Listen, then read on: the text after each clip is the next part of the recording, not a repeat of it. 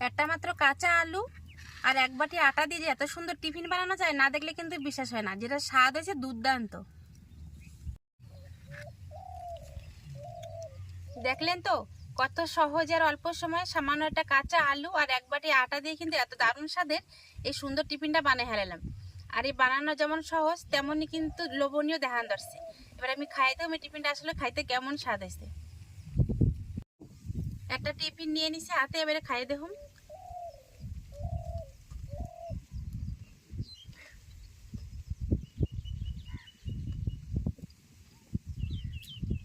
উপরটা